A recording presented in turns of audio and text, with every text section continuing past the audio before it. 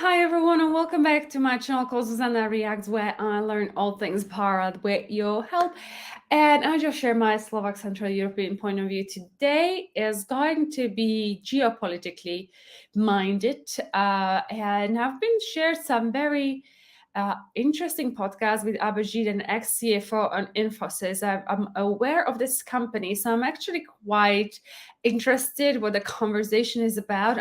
I know this is a really long podcast video, so I'm not too sure. This is definitely going to be part one. I don't know yet how many parts this is going to have. I will try to maybe make it rather few than more, but let's see, it really is a long kind of podcast. So before we get into today's video, please like this video and click on the subscribe button and turn on the notification. Thank you so much for your support.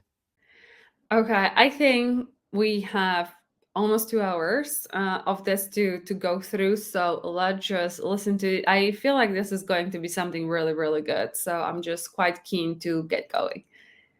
Who won the war for their lives? The Soviet Union, who came and destroyed Hitler. Like an American general said, they will fight the Ukrainian war till the last Ukrainian. Yes, right. Prime Minister Modi understands what matters to a country is economic power. Nehru destroyed the Indian economy and impoverished us. Following is a conversation with Mr. Mohandas Pai. Mr. Pai is a former CFO and board member with Infosys, and he's also the co-founder of Akshay Patra. He's also a Padma Shri awardee. Please subscribe and enjoy the podcast.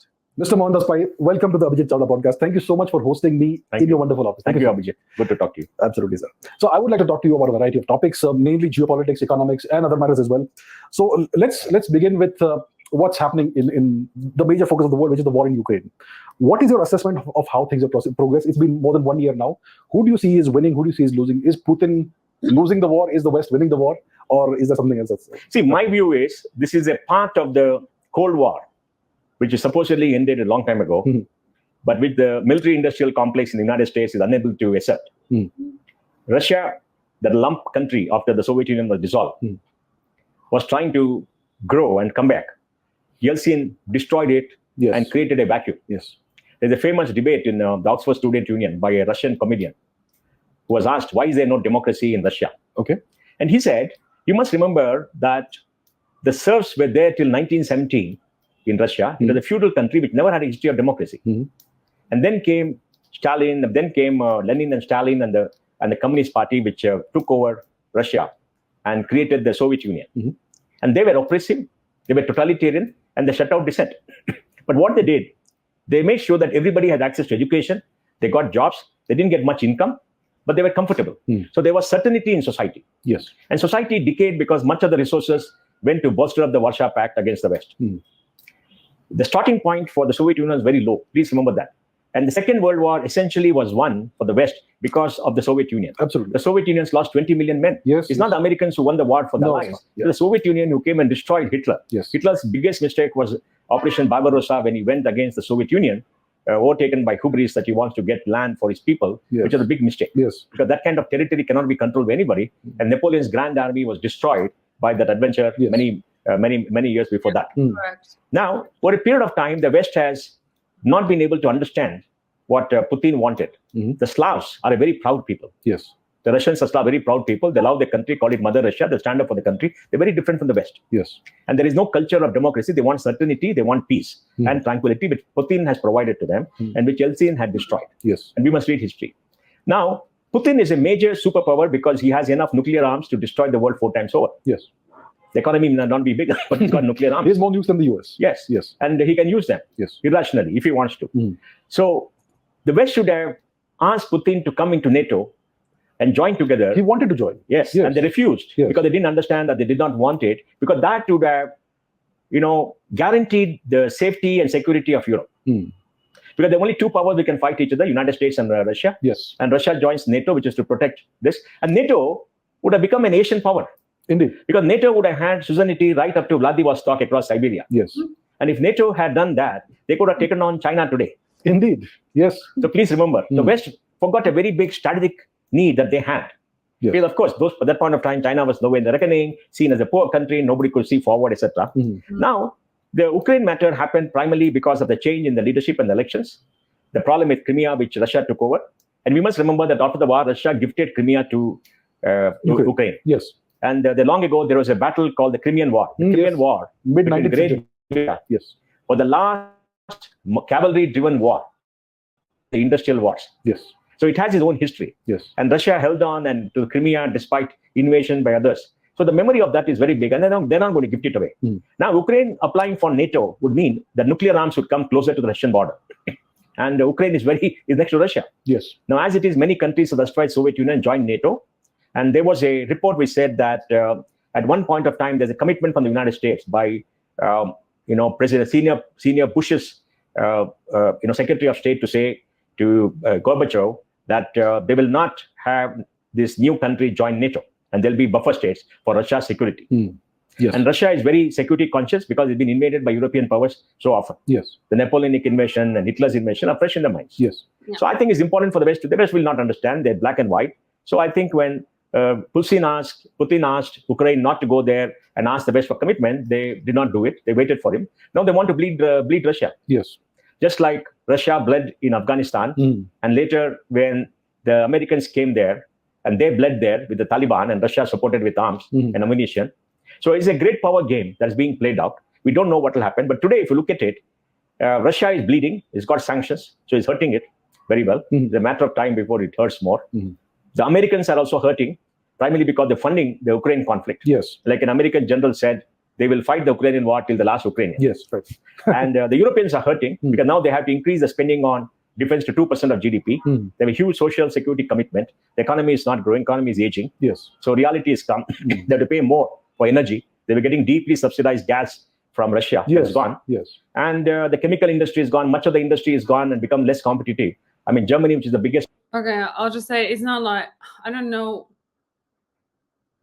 true facts, but I wouldn't call it subsidized gas. It is just cheaper because it's like directly, it's not like from the US, what they've done here, that now you have to import gas but from ships to US when we have pipes directly from Russia. It makes sense. So I don't think the use of the word subsidized is accurate in this context per se, because I think it's cheaper because it's closer, it's just the fact of the, it's close, it's natural, it's built, so it doesn't cost as much money as we have to take it from somewhere else. I think that's all what it is. State there in economic terms is going into recession. It is. The German manufacturing is there. Yes. UK is in deep trouble economically. France is in trouble.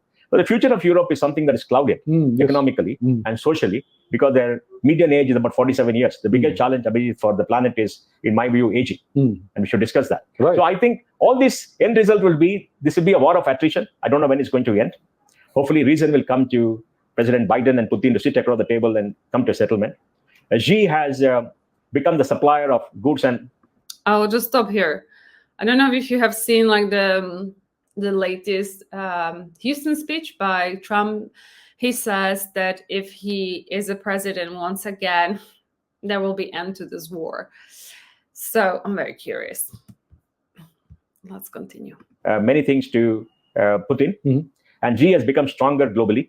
He's facing sanctions on semiconductor area. Yes. But he has got 31% of global manufacturing. And even if you shift, it's going to take a long time. And the shifting is essentially happening in Vietnam, which shares 1,200 kilometers with China. Yes. There's a Chinese entrepreneurs going across the border in Vietnam and doing it.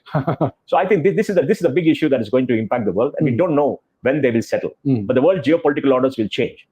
China imports 85% of its oil from the Persian Gulf. Yes. And it passes to the Indo-Pacific. Yes. And that's why India becomes important. India is getting wooed by the West. Yes. India is a growing economic power. So the West requires us to be on their side. Least of all, not to be on anybody else's side. So you've got to be on their side. Even if we try to be independent and try to say that we're not going to fight anybody's army, etc. And for India too, China is a big enemy. It is. And the Chinese are very clear that they want to make sure that India does not come up. That's the whole intention, because they want to be the big hegemon in Asia. Yes. Southeast Asia is formerly, large part of it is called Indochina. Will now be called Indochina. China has hollowed out the economies of Southeast Asia by importing a lot from them and using it to export outside. So they depend on China for a lot of their trade.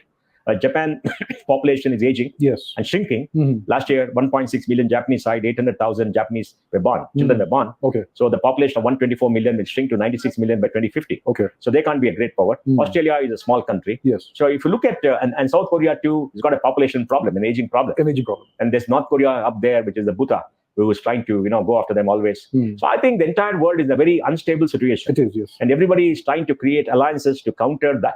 But the big thing will be very clear: is the West versus China in the future. The West versus China. Yeah. Right. So the Ukraine war, has it really benefited China a lot, or has it also put China under pressure? So on the one hand, we see that the Chinese are being rebuked for not censoring the Russians and supplying them with various things. So is it something that... I think it strengthened China because geopolitically it has got Russia as a client state. A client state now.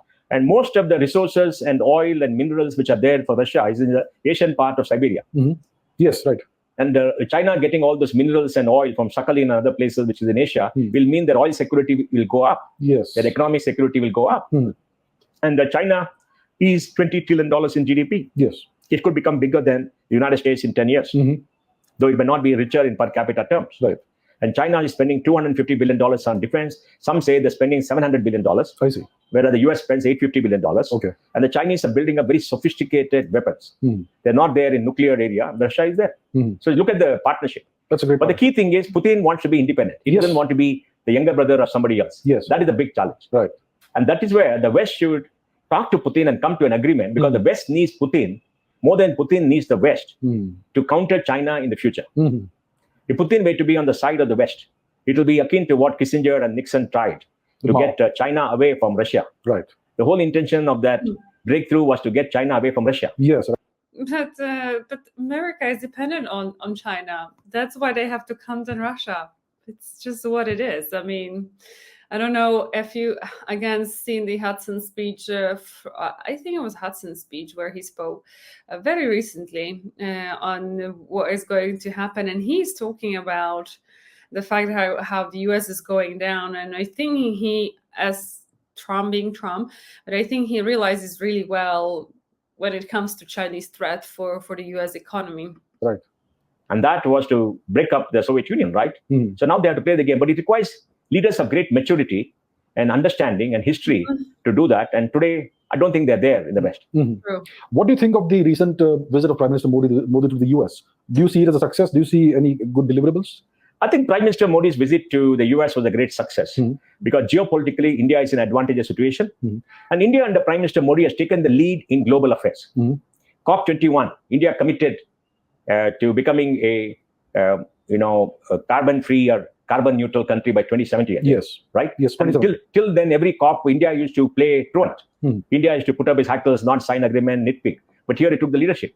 He jointly with France started the World Solar Alliance, which is tremendous. Yes. Correct? Yes. And he has pursued his independent foreign policy for very long. Yes. We got a good foreign policy with Putin. We got it with America. We bought American arms, which is very good. So we're getting the latest technologies. We are not over-dependent on Russia. And we explained our position to them. We are taking a strong position against anybody who is against our interest. And we are showing that we'll protect our people anywhere. We are a defensive power and not an offensive power. And he has taken steps to grow the economy very well and make the economy stronger, because Prime Minister Modi understands what matters to a country is economic power.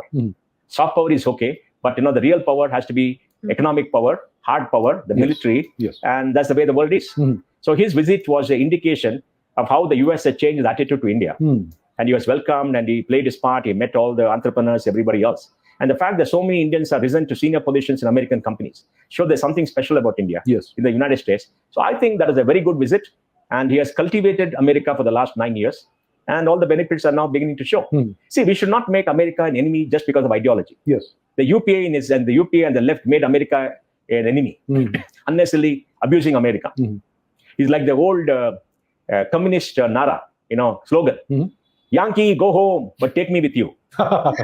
Most of the CPIM and the leftist children are studying in American universities. How nice. Many of their relatives are running NGOs funded by American groups. Right. That's why they're opposed to the FCNRA being applied correctly.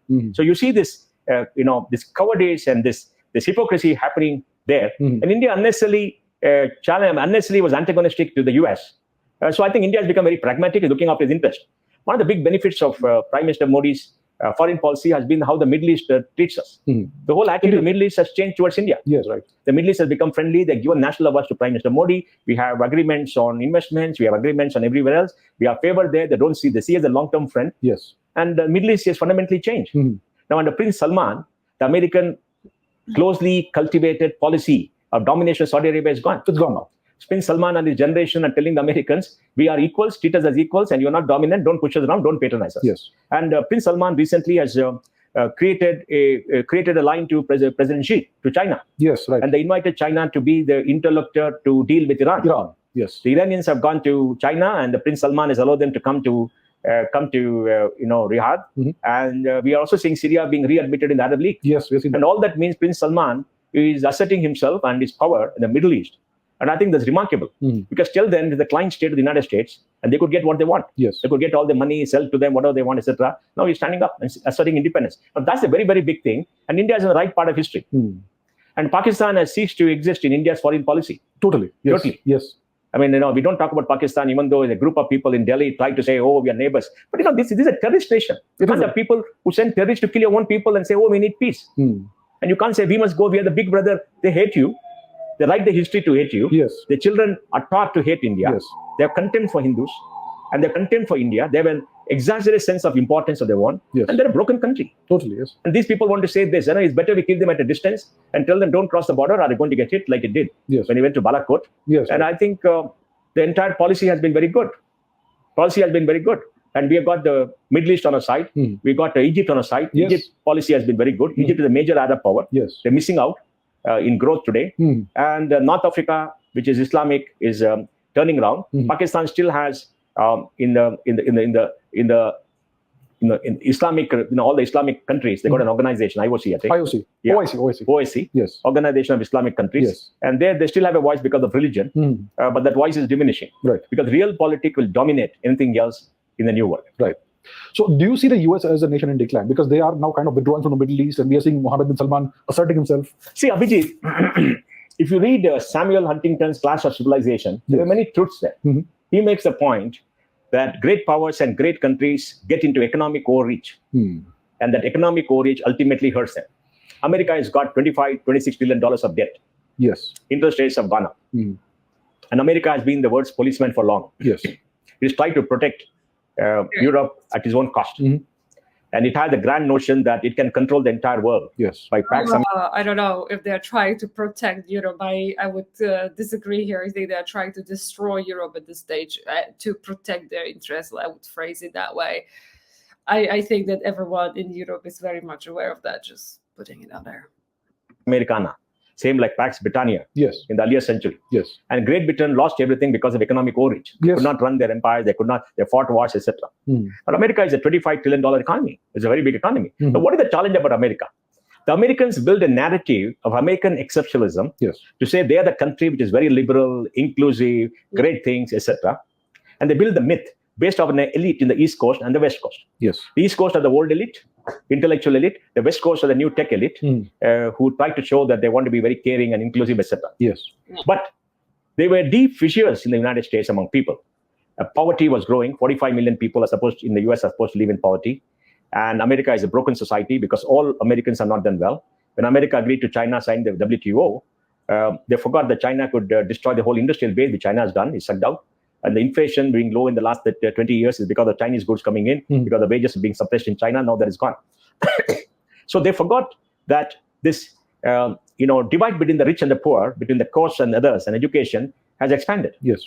So you had the rise of President Trump, because when President Trump came and said, "Make America great again," it resonated with people. Yes. And the people voted for that. And what President Trump did was to show the face of America to all Americans as a misogynistic, racist, broken, economically broken country, broken not because of its economic power, which is very good, but because of the division of everything else, with a government deep in debt. Right. And their foreign policy not working. Because you can't be the hegemon globally for too long unless you're very strong. Yes. So it still has the world's best universities. That's not going to go away. It's like Britain having Oxford, Cambridge still, right? They still have it. They still have it, right? Yes. And an imperial college, they still have it. Apart from that, the economic power where UK doesn't have. Whereas US has the economic power, they have the digital power in the valley.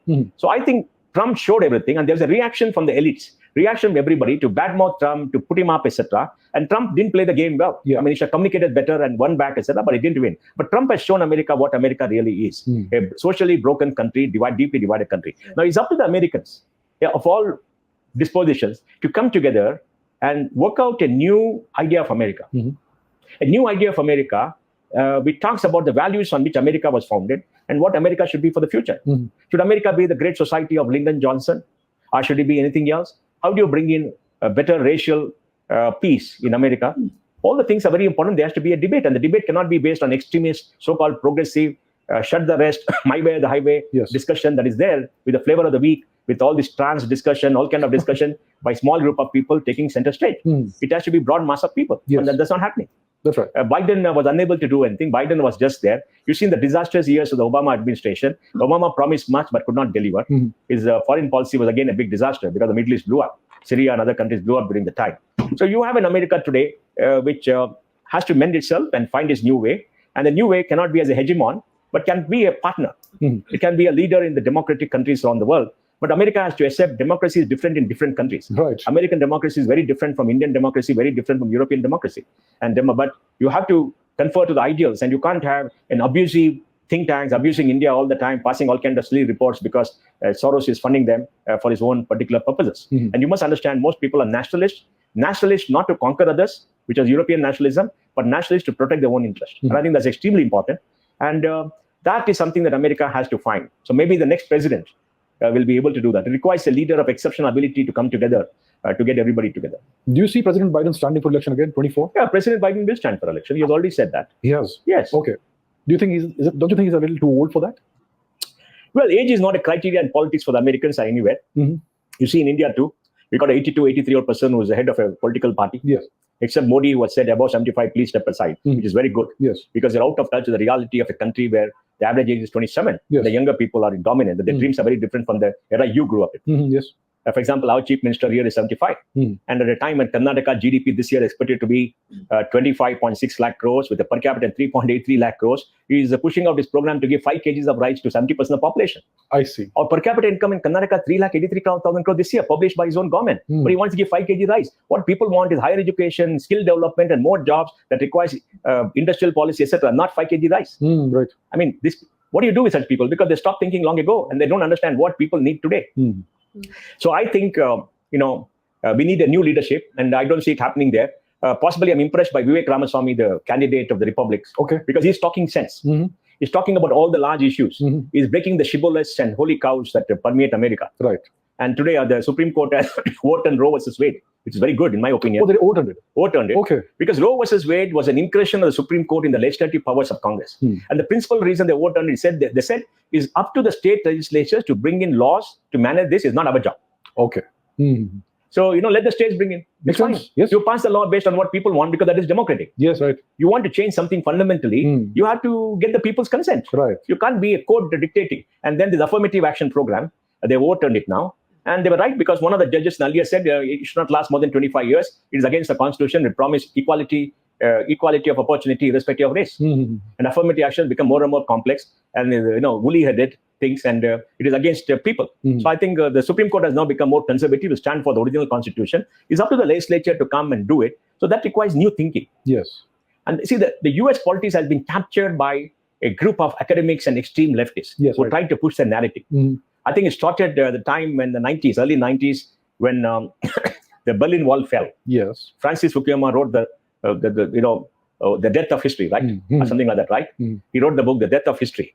And because he said, liberal democracy is the only way forward, communism has been destroyed. And with liberal democracy being the only way forward, you have, what is history? History is gone, because history always had opposing forces. Now there's no opposing force, and there's a grand narrative. The death of history. And I think that's an important aspect, because then they came from Europe, because the French had this woke culture, and then they kicked them out, they came to America. Yes, so the last 15 years, to the last 30 years now, they indoctrinated the Americans, penetrated into colleges and others, and they're shutting out others. Yes, they are. They're very totalitarian. Yes. You shouldn't call them liberals, you should call them fascists. They're the opposite Even in India, many of these people who say they're liberals should be called fascists. Totally, yes. Because the true liberal is one who respects the right of everybody to their own opinion and will always protect the right to the opinion and not shut them out. Yes.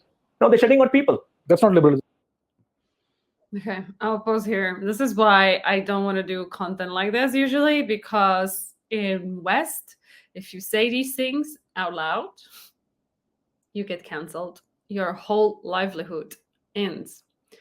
So when I see this, it's like go India, go. And here, if you have a opposing voice, and I said it in other videos, you are really the society. I feel so brainwashed. It's bizarre. But if you have a different opinion than the main one, you are looked at like the crazy person. And we have that thing, I think, in Bible somewhere, where at the end of the times they say that like the ones that are right will be made wrong, and like everything will be twisted and vice versa. And to me, it feels like this is kind of what's happening in the West End. I'm actually super happy that I live where I live, because the whole craziness in the US, it's on a whole new level that I feel like it's extreme. That's what he's been actually discussing. Let's continue. That's not liberal. That's not being a liberal. Yep. I mean, you hold your opinion, you argue on merit, and everybody has an opinion. Don't shut out any schools of opinion, anything that comes. They shut them out even in educational institutions in this country, in other places. Lesser now, but it's happened in America. You've seen that happening, right? So I think America is in turmoil. America has to remake itself. The world is very different. It's got too much of debt.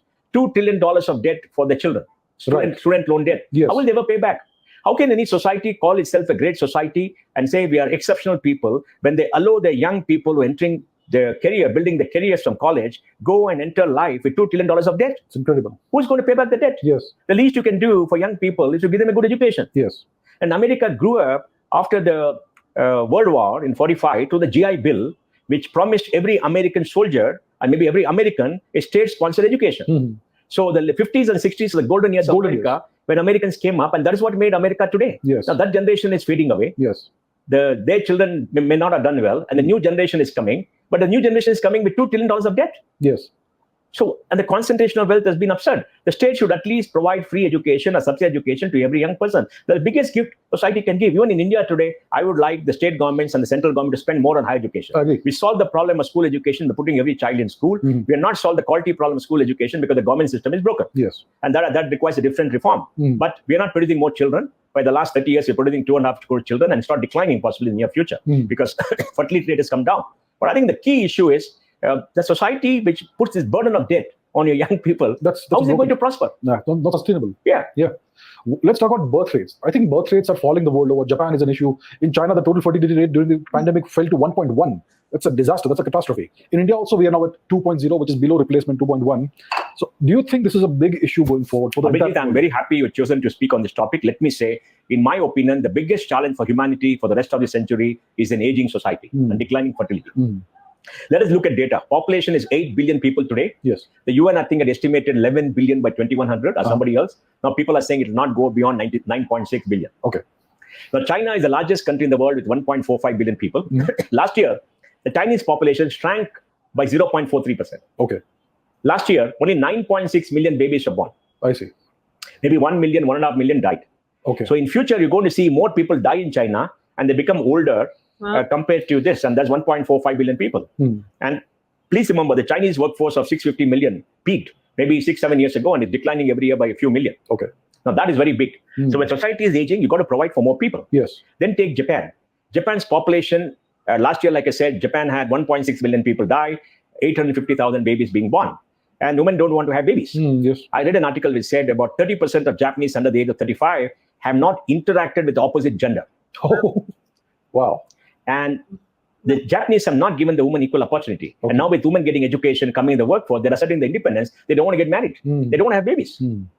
If women stop having babies, society is finished. Yes, it is. And we see that happening there. Korea's population will probably age and shrink. The fertility is 1.2, 1.3. Is in massive decline. Korea has maybe 100 million people. So you've got 1.45 plus 125 is 1.56 plus 100, 1.66 billion people. Now look at.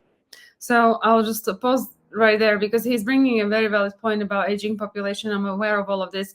Not so much the numbers, but aware, and he's discussing that when you give women education, they don't want to have, they also want to have, career, and they want to have a life. But I think in the West, the thing is that everything is so expensive.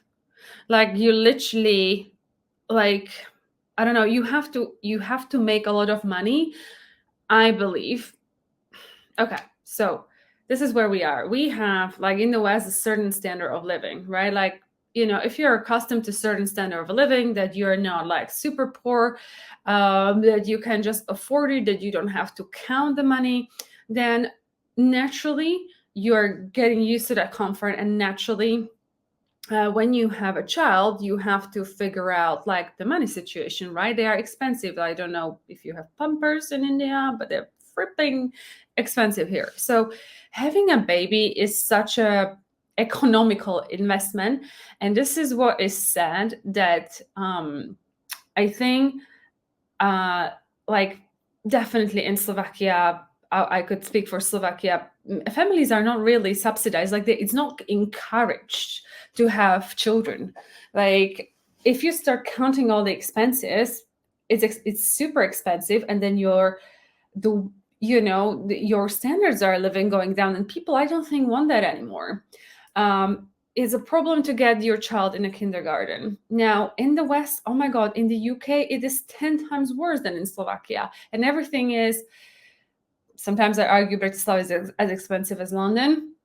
But man, like, to have a child, let's say in London, is like, it will finish it. I had chats with like friends in London, and I was being told, like, he doesn't know a single happy couple that has a child in London. Like, their kindergartens finish early.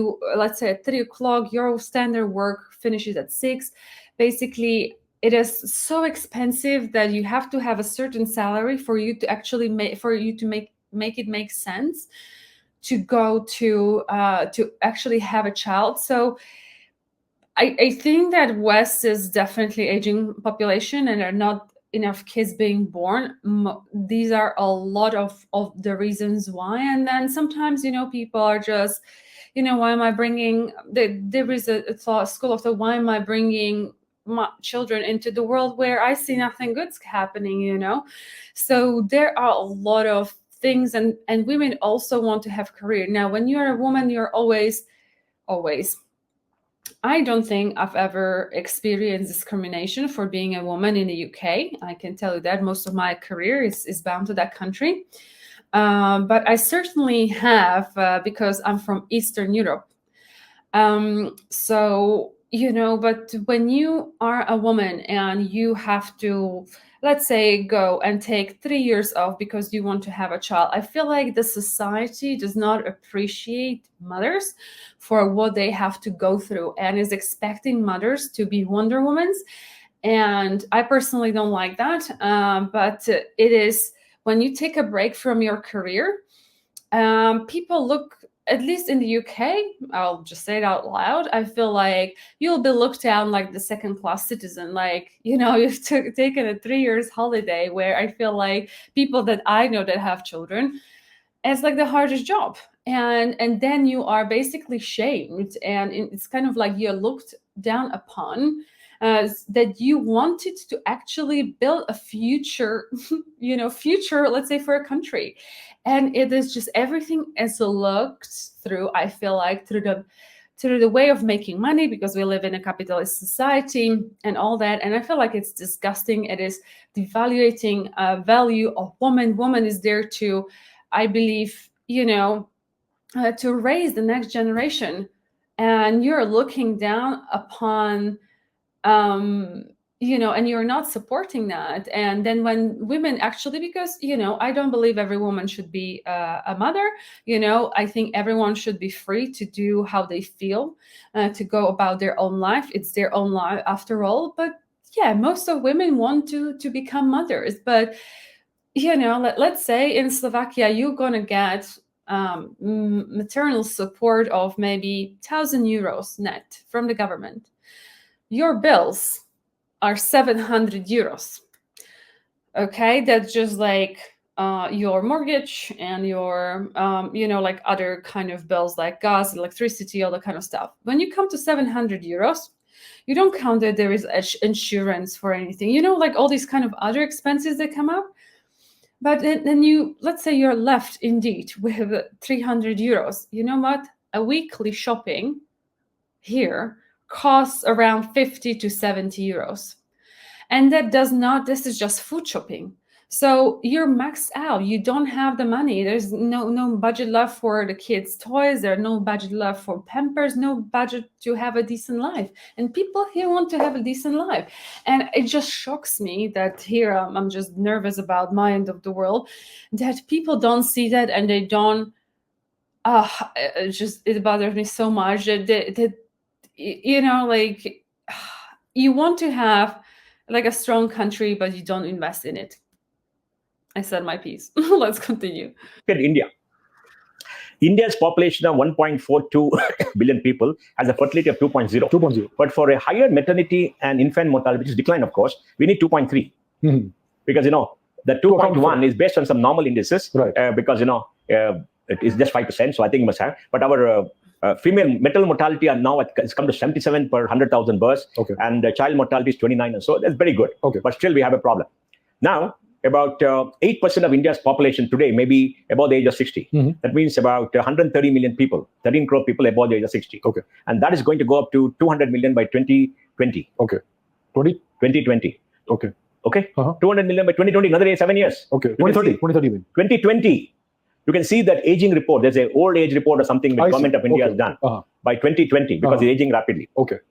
Now, you must understand that in the whole of the South, Karnataka, Kerala, Maharashtra, Tamil Nadu, Andhra Pradesh, and Telangana, fertility is 1.6, 1.7.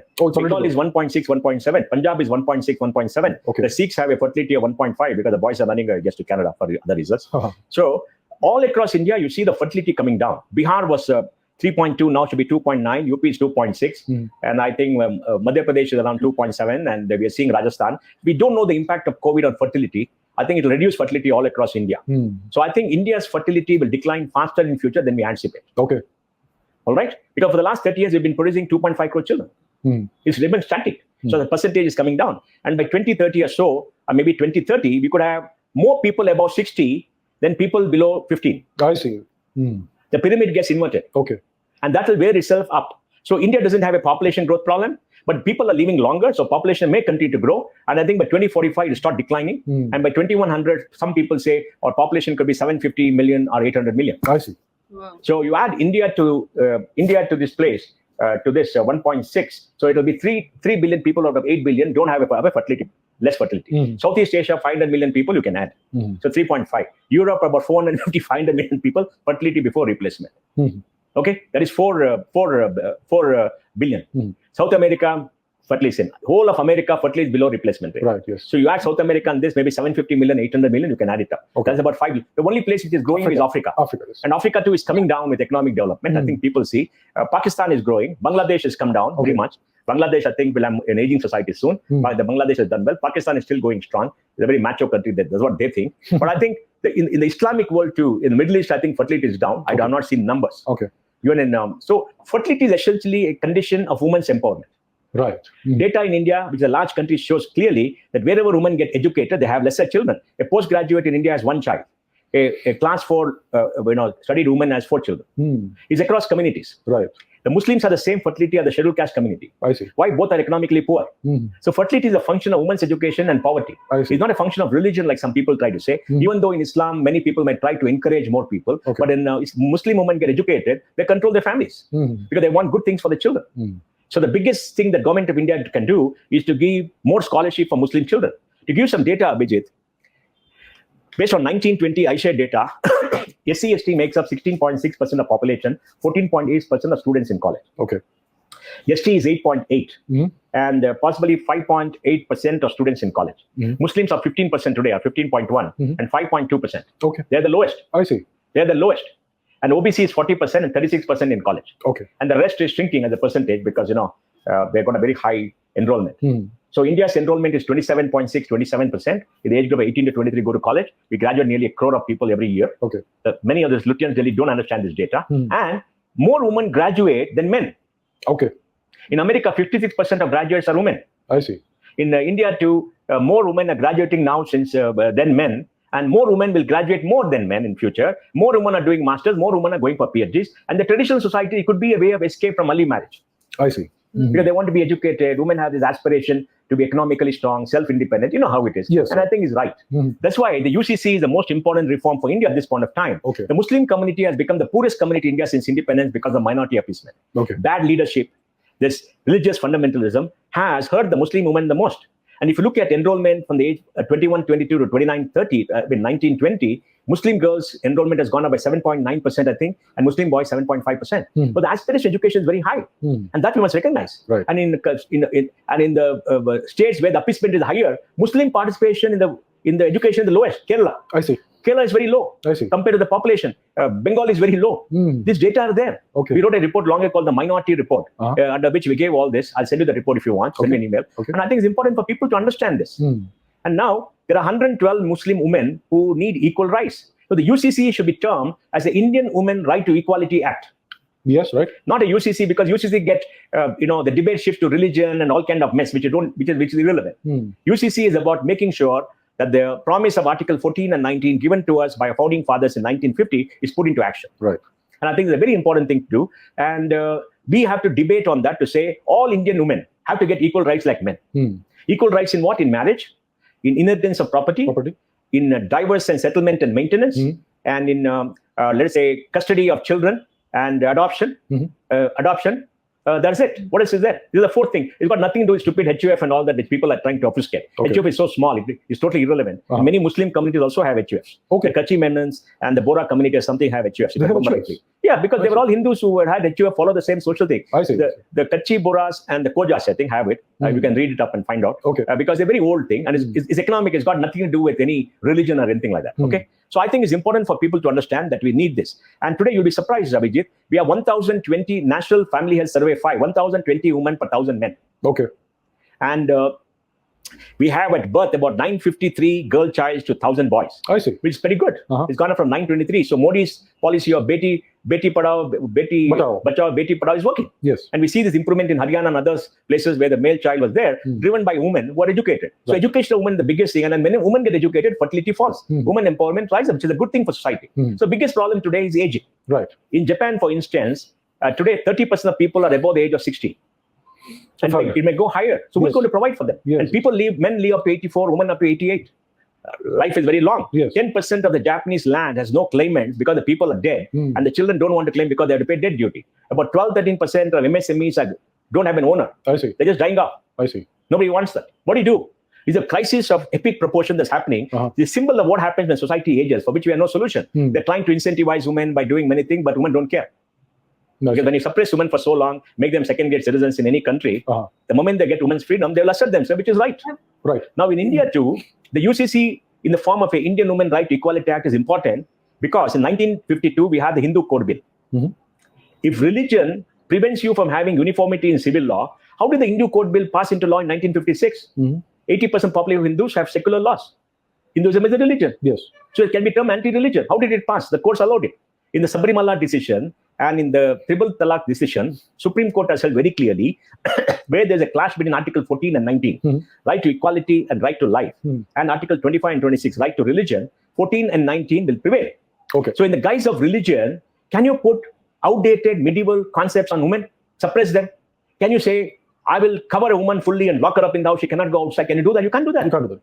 Because please remember, Abhijit, all Indians should remember, this country was divided in the name of religion. Yes. The people who wanted Islam and Sharia left to go to Pakistan. The rest stayed back in this country. And our founding fathers gave us a constitution which promises equality, liberty, fraternity, justice, and the dignity of the individual. Yes. And all of us are signatories to the constitution which promises these rights. So this country is based on a constitution. The constitution has not been put into effect. And I think those people who want religion to prevail over all these principles are talking about the past. They're welcome to go anywhere they want.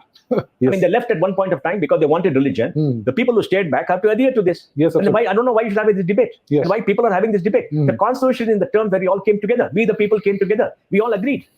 We all agreed. And there's the most liberal constitution in the world. It goes beyond any constitution in existence even today.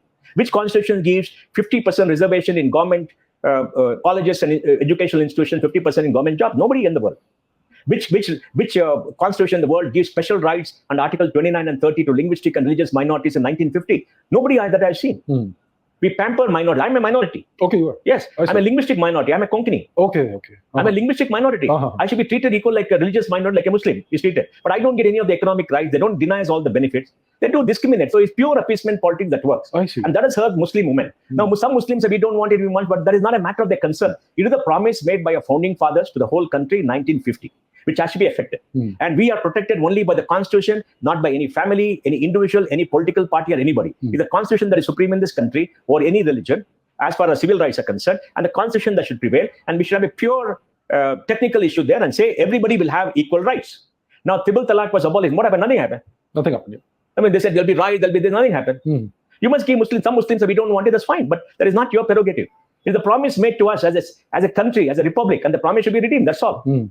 So I think it's very important to do that. So if you look at all this fertility issue, the world is aging. Yes. A larger part will be there. To me, that's the biggest threat for humanity. People say climate change is the biggest threat in this. Yes, climate change is a very big threat to humanity. But remember, the ozone layer is closing. Yes, right. I think you must do a podcast on that to say what has happened to the ozone layer. And even in climate change, yes, temperatures have gone up on average, but the Earth has been through these vicissitudes for a long period of time. It has. It's something not happening the last 100 years. Yes. So the last 100 years, the amount of carbonization has increased dramatically. Yes. And that's having a impact. Yes. But I think people are taking remedial measures and it has to wait through the system. And if you look at carbon discharge 20 years ago and today, we have improved in the world. Everywhere the world has improved. People may say it's not enough, but the world has improved. So I think that is a problem that we have to work to solve. But how do you solve the aging when people don't exist? Yes, right. I mean, that is, and everybody is moving to more of liberalism and individual rights. Yes. And education. So I don't know. To me, that is the biggest thing. And that's why when we worked with the Karnataka government to write the vision for $1 trillion, we said we must put into place a social security measure for people above the age of 60. How do you make sure that every Indian above the age of 60 has an old age pension and a regular income? We all have income and savings, but many people don't have. The state should provide. Right. We should provide them medical care. Because there's a huge gargantuan problem. Right. And we must give them free health insurance because health is the biggest cost for people above that age group. And we must give them security and houses, etc. So we have to work on a program right now. So by 2030, when the problem becomes bigger, we are prepared. Yes, but there's no focus there on today because people are engaged in fighting on other issues. So I think fertility, aging is a big challenge. Right. So fertility and aging is a big challenge. Climate change also is a problem. Climate change is a big challenge, but we are facing it. There's not written on it. And is an active item on the agenda. Yes. I think now we're going to have another COP or something, right? And countries have made commitments. Yes. And they'll keep the commitment. China is now possibly reaching its level of alternate power another 3-4 years as against 2030. India is also accelerating very fast. Yes. So we are focusing on renewable energy, on solar energy. Renewable energy, solar energy. See, but Abhijit, the solution to the environmental problem is this. Gandhiji made a statement, the world has enough for everybody's need, not everybody's greed. Yes, right. If all individuals in the planet say, I will consume 20% less power than I did the previous month, it will work. Yes, right. How? I will walk instead of taking my car in a two-wheeler. I will turn off the lights in my house so that I don't waste power. I will use my heater less to heat water. My AC will be turned down or at a higher temperature. All my cooking appliances will be much more efficient. Right. You can cut down 20%. Yes. See, in Infosys, I started this move along with my team in 2009. At that point of time, our energy consumption was 297 units per person month. Okay. Today, we brought it down to about 137. Oh, that's a big change. Huge yes. change. The number of employees are double, but energy has remained the same. And they become carbon neutral and everything else for the last 4 years. It can be done. Okay. And it's a very simple way of doing it without cost. You must cut down wastage, cut down usage. Then you must replace old equipment which are very inefficient. And then you must redesign your buildings, which are building and workspaces, to reduce energy consumption. Yes. We have a building in Hyderabad where one wing has conventional air conditioning and other wing has air conditioning in the slab, water pipes in the slab. I see. And both of them are connected together in the dashboard to see energy consumption. Both have similar capacity. One consumes 135 units per person month, other 95. And daily you can see the total energy consumption. I see. And we are given the data, Livermore and everybody else to do this. So it can be done. Right. And India has more Griha GRIA 5 buildings in any country in the world, which is equal to LEED Platinum. So we are changing. See, Abhijit, when you talk about anything, you must see the change at the margin, not the change in the base. Right. Changing the base for a large country is very difficult. It takes time. Yes. But change at the margin, where energy consumption in whatever you do is less, shows a tremendous improvement in India and globally. Right. And today, as India grows, our energy consumption per unit of GDP growth is lesser than it was 20 years ago. Indeed. Yeah. There's a lot of things that we have to be proud of, which we have done. But we've got a long way to go. We've got a long way to go. Yes. And the biggest issue for decarbonize globally is money. If you want solar power, you need money. Yes. Who's funding you? The West is saying, yeah, and all that. Just the other day, I saw a very shameful exercise by Pierre Morgan. Because Pierre Morgan, that broadcaster in the UK, I think is an inherent racist, an imperialist. I shocked at his statement. He took on two people, a young girl who had participated in a campaign to say, the king is not my king, because they were Republicans. Other young man who was participated in disrupting Wimbledon and other places. And he shouted at them and said, hey, why are you not going to China and India who consume more power? Why are you only in the UK? And this man said, look, the Indian consume 1/10 the power per capita UK does. The Chinese consume maybe 1/5. Why should he go there? And China is going to change the function. No, but you won't go there. You're not courageous. You're going there. So what? He's disregarding data. Yes. And that's what the Americans say. India should reduce. You want this candidate for, who the Indian lady who's a candidate for the UK, for the presidency of the United States? Nikki Haley? I mean, presidency of the United States for the US in South Carolina. Nikki Haley. Nikki Haley. Yes. She said India and China should reduce. Man, look at per capita income. There are 8 billion people on the planet. Everybody has a right to consume certain amount of energy. Yes. The Americans consume 10 times the energy that we consume. America consumes 25% of the global energy. They are maybe 4% of the world's population. Right. Europe consumes maybe 20%, and they are maybe 5-6% of the world population. And China consumes about maybe 15%. They're 17% of the world population. If China as a country, 1.4 billion people, has a huge consumption. India, 1 billion, but per capita is low. So he's trying to equate a country, UK, 65 million with 1.4 billion, and say, you guys reduce. Makes no sense. He must have some sense in his head. Yes. There's no sense. There's a kind of debate that happens. So we must show them for what they are. Yes. I think the US still has this frontier mindset that use everything and everything is disposable. I mean, that comes of, Abhijit, that comes of unbridled wealth. Yes. It's a rich country. Yes. So you need education. Okay. I'm going to stop here and I'll cut this as a part 1 because he's raising now another interesting topic. So in part 2, I will just slightly rewind back. I really like this guy. He is very, very smart. I really, I'm also learning a lot about India through this course as well, and how it all kind of is interlinked. And I feel like I've shared my piece on some points there. When it comes to women, when it comes to Europe, etc. And wow, I mean, as I say, these kind of opinions would be. I'm actually super surprised that this is not demonetized. This is actually public on YouTube, because maybe like no one in the US or in the UK is interested in whatever India is doing. But if this was like, wow, in my part of the world, you would be already canceled. You would have lost all the livelihood. Just look at what they were doing to Russell Brunson for trying to have a different opinion. This is why it's very tricky for me to shoot these videos, because you cannot really share what you really think. So, but he was naming really, really good things. It was interesting when he was talking about Muslim population and how that fits within the whole India part. I wonder if you have any thoughts on that in the comment section. Please let me know for sure. He was talking a lot, and I feel like at least my user base is more, I feel, against Muslim. I'm going to say that out loud. So I just wonder how that, and you will say now, I'm sure in the comments that we're not against Muslim, but I've seen so many comments. So yeah, I just kind of wondered, because obviously we can all agree to disagree, and we can be respectful about that. But I'm just curious, because I always like to hear different opinions, as long as they're presented in a respectful manner. So people can have a debate or so. So let me know what you think about that section, because it made me think about people in the comments when he was discussing the whole Muslim side of things. considering what I've been hearing from you guys, and I'm not judging here. Everyone is entitled to have their own opinion, but I'm just curious to hear different perception in the comments below. And with that being said, thank you so much for watching the part 1, and I'll see you in the part 2. And if you enjoyed this video, please give it a thumbs up, share a like, and subscribe. And the part 2 is just around the corner. You take care until then. Much love. Bye-bye.